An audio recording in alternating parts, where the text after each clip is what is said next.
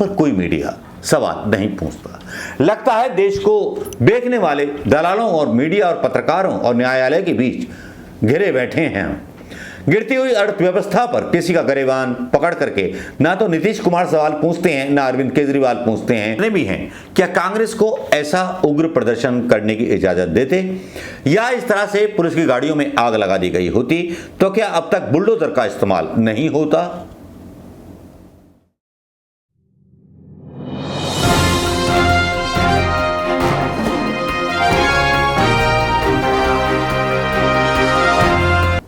दोस्तों नमस्कार। आजकल सब दिवा स्वप्न देखने लगे हैं। जी हां, चाहे नीतीश कुमार हो, चाहे ममता बनर्जी हो।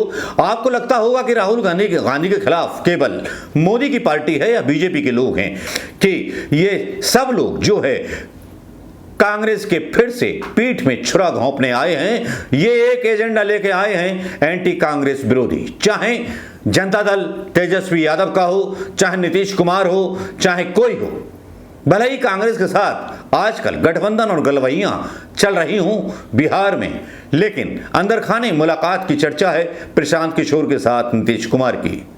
1 घंटा अलग बात होती है और बात बाहर आकर के ये बोला जाता है प्रशांत किशोर के द्वारा कि 10 लाख वैकेंसियां दो, जब कोई बात होगी, गठबंधन जब होगा। प्रशांत किशोर डिनाई करते हैं, लेकिन आप जानते हैं डिनाई करने का क्या मतलब होता है और राजनीति क्या खेली जाती है। वो नीतीश कुमार और वो तेजस्वी यादव एक ऐसे वीडियो के ऊपर जवाब देने को तैयार नहीं होते जहां शिक्षकों को मार दिया जाता है उनके एसडीएम के द्वारा, पीटते पीटते।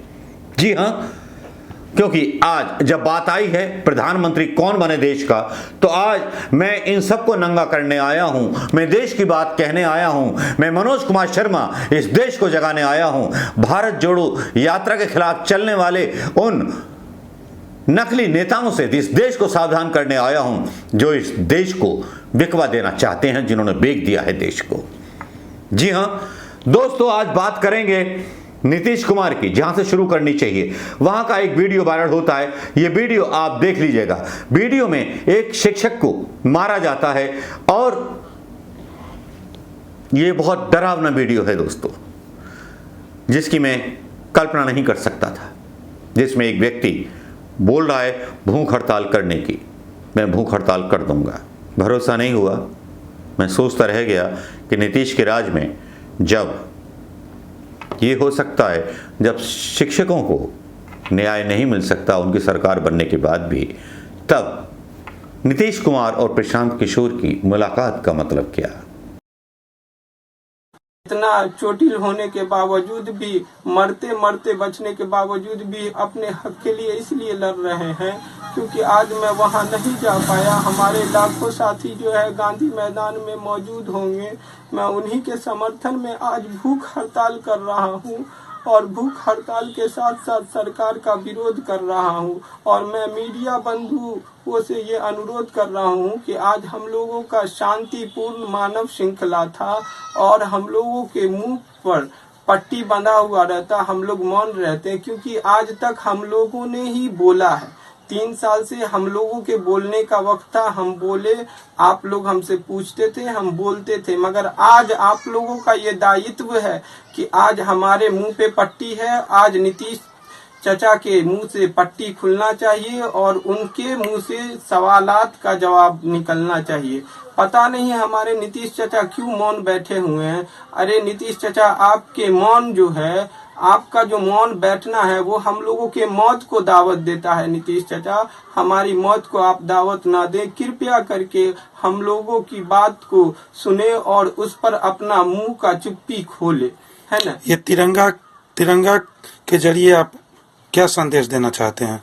इस तिरंगा के जरिए मैं इससे पहले भी वही संदेश दिया हूँ जो आज देता हूँ। ये तिरंगा हमारे देश की आन बान शान है और ये तिरंगा हमारे यूनिटी का एक प्रतीक है। मैंने कहा ना, 1857 की क्रांति में काजी अमीर अली और बाबू राम शरण दास को एक फंदे में लटकाया गया था और राम प्रसाद बिस्मिल और अशफाकुल्ला खां को एक ही कारण, एक अगर उन्होंने जो काकोरी डकैती कांड किया था उसके कारण उन्हें फांसी पर सजाया गया था, है ना।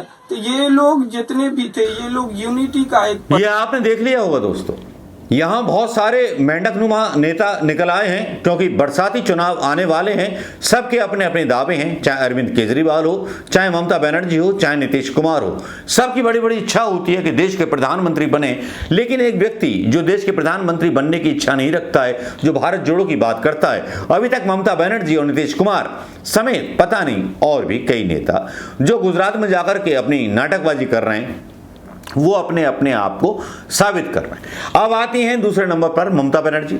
ममता बनर्जी के स्टेट में, वेस्ट बंगाल में बीजेपी के लोग खुलेआम दंगा करते हैं। उनकी तस्वीरें मीडिया पर वायरल होती हैं, लेकिन कोई मीडिया इस पर सवाल नहीं उठाता, ना इस एंगल से सवाल उठाता कि ममता बनर्जी ने इनको रोकने की कोशिश क्यों नहीं की। जवाब में ये बताया जाता है ममता की तरफ से कि वो इनको एक्सपोज करना चाहती थी कि बीजेपी के लोग इतना कर सकते हैं। मोदी के स्टेट में क्या भारतीय जनता पार्टी के नेता जितने भी हैं, क्या कांग्रेस को ऐसा उग्र प्रदर्शन करने की इजाजत देते, या इस तरह से पुलिस की गाड़ियों में आग लगा दी गई होती तो क्या अब तक बुलडोजर का इस्तेमाल नहीं होता।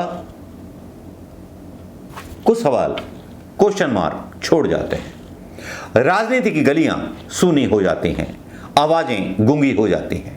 आवाजों को गूंगा हो भी जाना चाहिए, क्योंकि कुछ सवाल गोदी मीडिया नहीं पूछना चाहता, क्योंकि सरकार के इशारे पर वो एक शतरंज बिछाई जाती है जिस पर राहुल गांधी और गांधी परिवार को फांसने की कोशिश की जाती है। उस गांधी परिवार को कि गांधी परिवार में से कोई प्रधानमंत्री बन गया तो सबकी भ्रष्टाचार की पोल खुल जाएगी। राफेल की फाइलें फिर से खुलने लगेंगी। जहां एक तरफ फ्रांस ने राफेल की फाइलों पर बड़ा एक्शन ले लिया है, लेकिन हिंदुस्तान में तो राफेल की फाइलें भी गायब हो गई हैं। चाइना पर जहां लाल आंख दिखाने वाले प्रधानमंत्री मोदी जी बिना लड़े 1000 स्क्वायर किलोमीटर की जमीन चाइना के हवाले कर चुके हैं, उस पर कोई मीडिया सवाल नहीं पूछता। लगता है देश को बेचने वाले दलालों और मीडिया और पत्रकारों और न्यायालय के बीच घिरे बैठे हैं। गिरती हुई अर्थव्यवस्था पर किसी का गरेबान पकड़ करके ना तो नीतीश कुमार सवाल पूछते हैं, ना अरविंद केजरीवाल पूछते हैं, ना ममता बनर्जी पूछते हैं। हाँ, ममता बनर्जी जो है स्पॉन्सर करते हैं बीजेपी की आक्रामकता को। वहां गांधी टोपी नहीं, वहां सावरकर की हिंसाएं दिखाई जाती हैं। सीधा सा एजेंडा है कि कांग्रेस को बाहर कर दिया जाए, सीधी लड़ाई क्षेत्रीय दल बनाम भारतीय जनता पार्टी कर दी जाए। अखिलेश यादव भी नहीं बोलते। लखीमपुर के मैटर में भी गाये बेगाहे चीजें हो जाती हैं। एक फोटो डाल करके इतिश्री कर दी जाती है कि इतना पुलिस का इंतजाम कर दिया है, अखिलेश भैया से डरती है सरकार।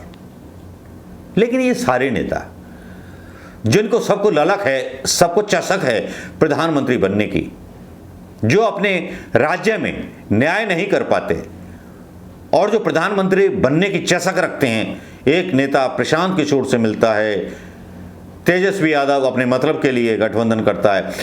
अंदर खानी खबर तो यह है कि तेजस्वी यादव और लालू यादव नहीं चाहते थे कि कांग्रेस को कोई हिस्सेदारी दी जाए बिहार में।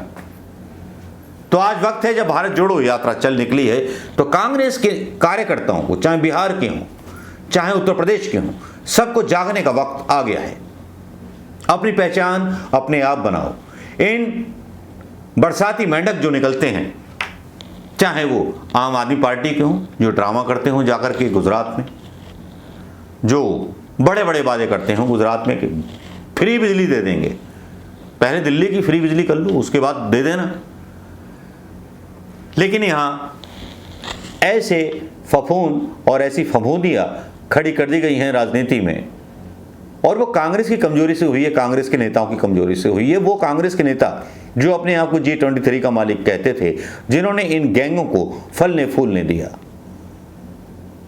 और मैक्सिमम यही लोग करप्ट थे जिन्होंने इन पार्टियों को फलने फूलने दिया अपने राजनीतिक फायदे के लिए।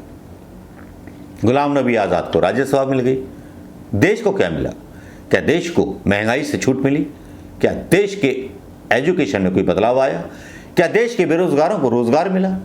सवाल यह है जो मीडिया को करने चाहिए। नीतीश और अरविंद केजरीवाल भारत जोड़ो यात्रा से दूर क्यों, और सबको प्रधानमंत्री बनने की होड़ है तो भारतीय जनता पार्टी की सहारा क्यों? नमस्कार, जय हिंद दोस्तों।